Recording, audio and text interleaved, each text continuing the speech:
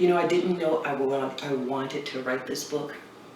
I just knew I was in a terrible place spiritually, and I needed to get my feelings out. I needed to find my way. I needed to make sense of what I was feeling, what I was going through. And the way in which I do that is I write. I've always written out studies for myself. I believe that God's word is truth. I believe God's word is always the answer. So I started writing out studies for myself so that life made sense. And along the way, friends, kept asking, well, what are you studying? And of course, I would share with them what I was studying. And everybody kept saying, this needs to be a book. This needs to be a book. I had no intention of writing a book for people. My hope, my idea was to stage my own spiritual comeback. I knew that I shut down. I knew that I was not what God wanted me to be. I have this saying, life happens to everyone. And whether we like it or not, life happens. And life has a way, I'm telling you, it has a way of just kind of hitting you in the gut. And it doesn't matter if you're working at a high school or working in a convenience store. Life does not discriminate. It doesn't matter if you're somebody who's been on television or you're recording records. Nothing matters. It comes down to, what are you going to do about that? And for myself, and I think for so many of us, when life hits time after time after time, you find yourself slowly but surely just shutting down.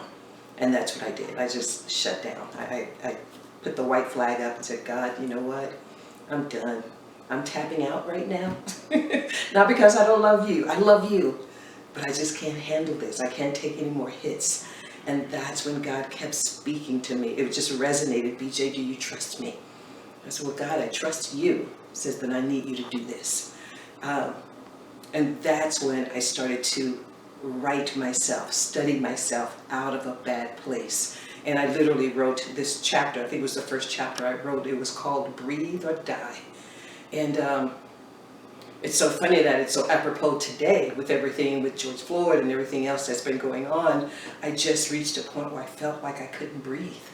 And in order for me to breathe again, I had to figure out, what are you holding on to? Who is it that you're serving? Who are you trying to please? And I had to accept the fact that I had lost sight of God. Even though I was preaching God, I was teaching God, I was constantly talking God, I wasn't really connected to God.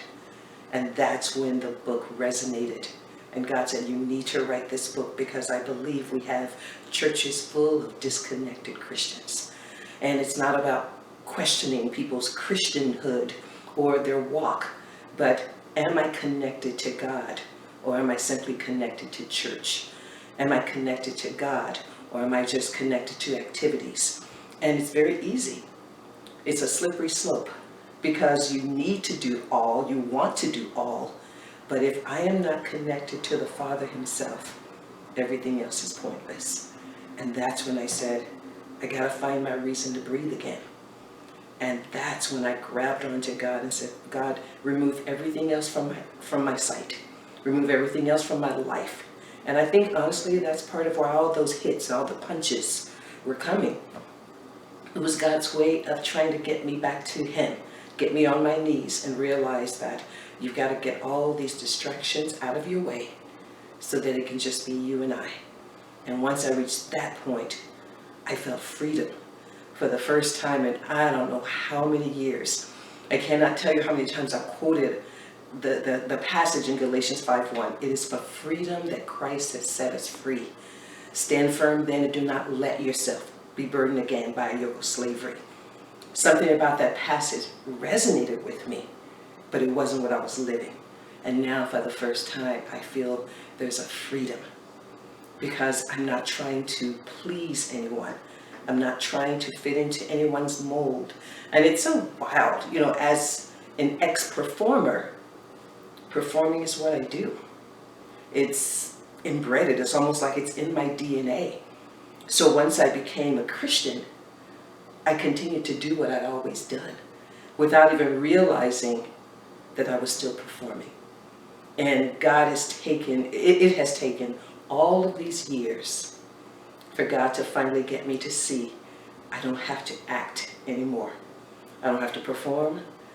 I don't have to be accepted by the masses.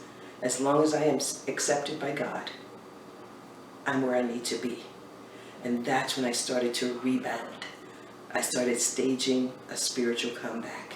My desire is that everybody, whether you think you need it or not, will really look at your life and see there's some area in my life in which I need to rebound. I've shut down. I've stopped trying. I've given up the fight.